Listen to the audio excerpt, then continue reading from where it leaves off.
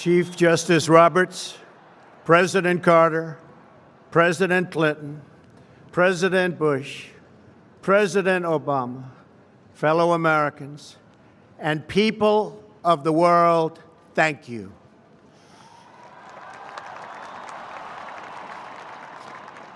We, the citizens of America, are now joined in a great national effort to rebuild our country and restore its promise for all of our people. Together, we will determine the course of America and the world for many, many years to come. We will face challenges. We will confront hardships, but we will get the job done. Every 4 years, we gather on these steps to carry out the orderly and peaceful transfer of power. And we are grateful to President Obama and First Lady Michelle Obama for their gracious aid throughout this transition. They have been magnificent. Thank you.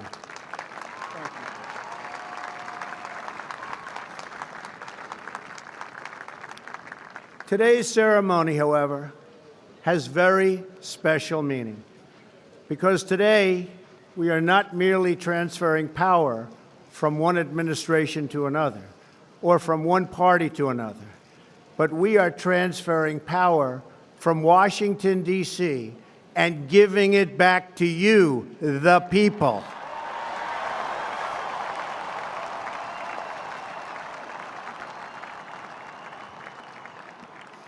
For too long, a small group in our nation's capital has reaped the rewards of government while the people have borne the cost.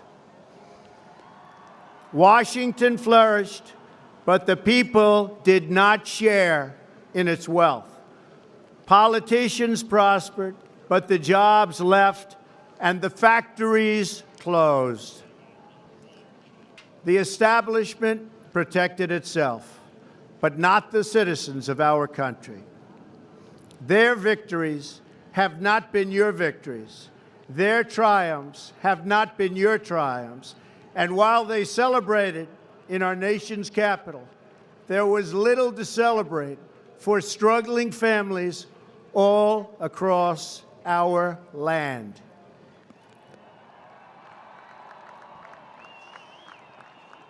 That all changes starting right here and right now, because this moment is your moment. It belongs to you.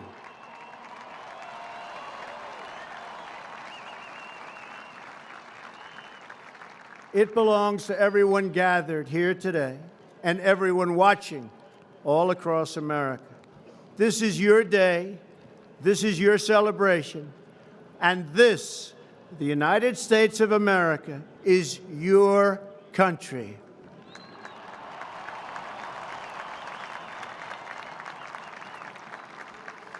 What truly matters is not which party controls our government, but whether our government is controlled by the people. January 20th, 2017 will be remembered as the day the people became the rulers of this nation again.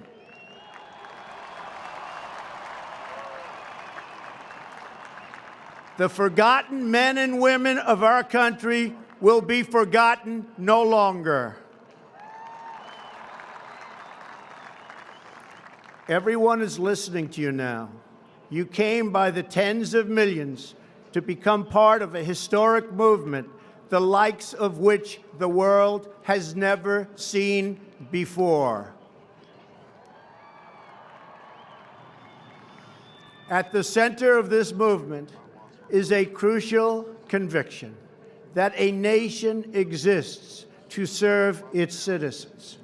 Americans want great schools for their children, safe neighborhoods for their families, and good jobs for themselves.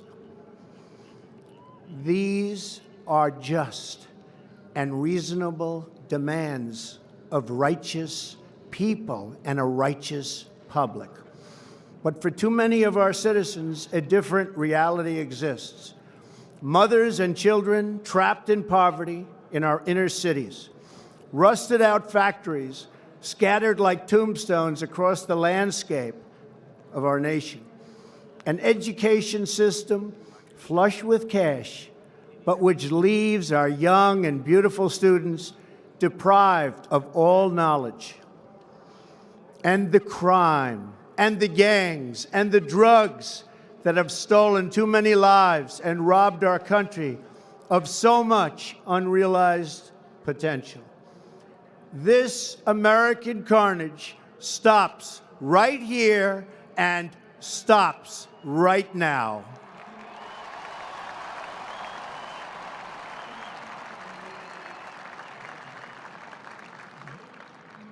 We are one nation, and their pain is our pain.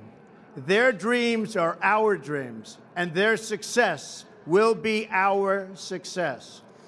We share one heart, one home, and one glorious destiny.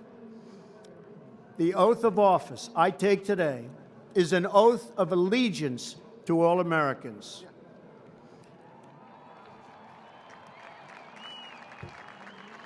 For many decades, we've enriched foreign industry at the expense of American industry, subsidized the armies of other countries while allowing for the very sad depletion of our military. We've defended other nations' borders while refusing to defend our own.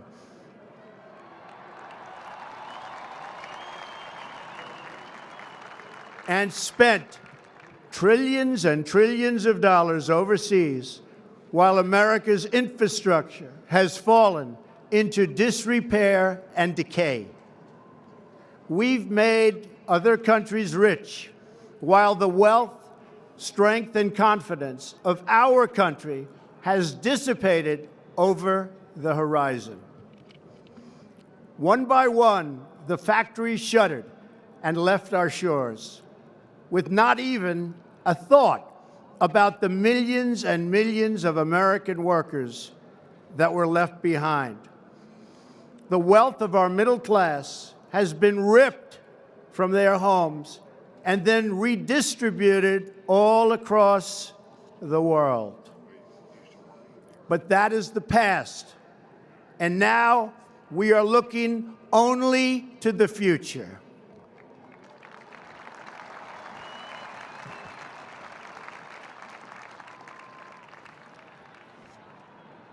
We assembled here today are issuing a new decree to be heard in every city, in every foreign capital, and in every hall of power. From this day forward, a new vision will govern our land. From this day forward, it's going to be only America first. America first.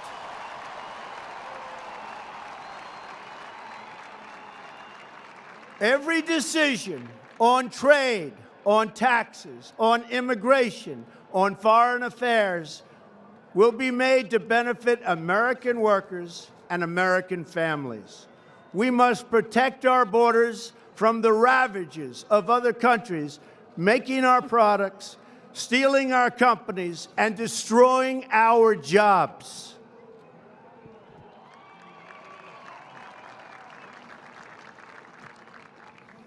Protection will lead to great prosperity and strength.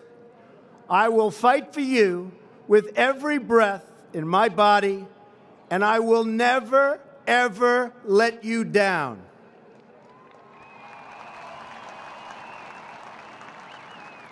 America will start winning again, winning like never before. We will bring back our jobs. We will bring back our borders. We will bring back our wealth. And we will bring back our dreams.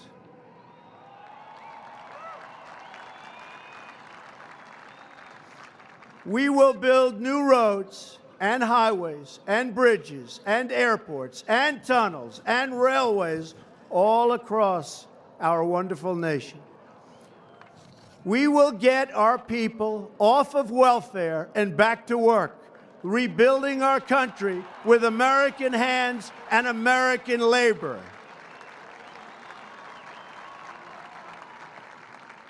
We will follow two simple rules: buy American and hire American. We will seek friendship and goodwill with the nations of the world, but we do so with the understanding that it is the right of all nations to put their own interests first. We do not seek to impose our way of life on anyone, but rather to let it shine as an example. We will shine for everyone to follow. We will reinforce old alliances and form new ones and unite the civilized world against radical Islamic terrorism, which we will eradicate completely from the face of the earth.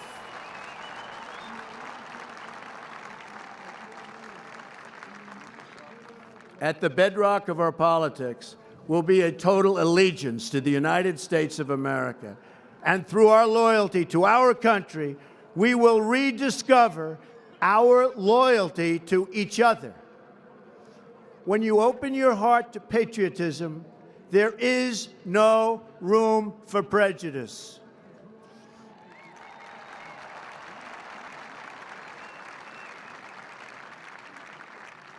The Bible tells us how good and pleasant it is when God's people live together in unity.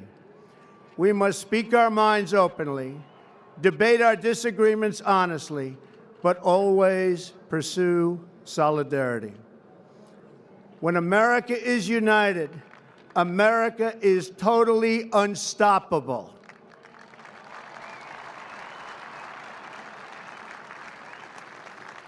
There should be no fear. We are protected, and we will always be protected. We will be protected by the great men and women of our military and law enforcement. And most importantly, we will be protected by God.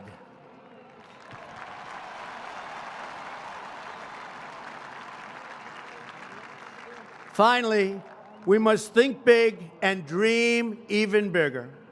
In America, we understand that a nation is only living as long as it is striving. We will no longer accept politicians who are all talk and no action, constantly complaining but never doing anything about it.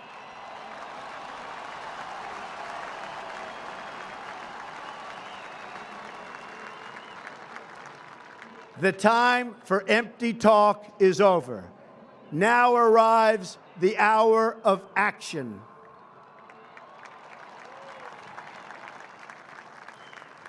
Do not allow anyone to tell you that it cannot be done. No challenge can match the heart and fight and spirit of America. We will not fail. Our country will thrive and prosper again. We stand at the birth of a new millennium, ready to unlock the mysteries of space, to free the earth from the miseries of disease, and to harness the energies, industries, and technologies of tomorrow.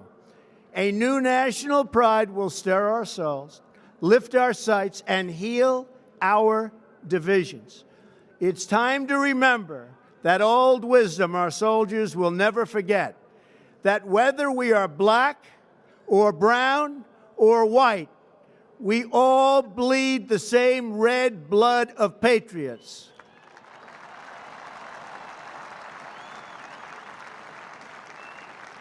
We all enjoy the same glorious freedoms, and we all salute the same great American flag.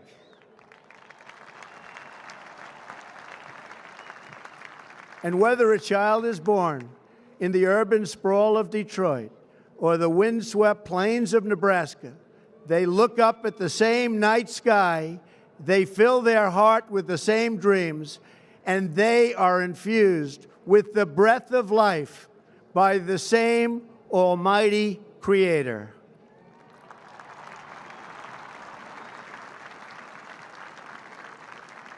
So to all Americans in every city, near and far, small and large, from mountain to mountain, from ocean to ocean, hear these words: you will never be ignored again.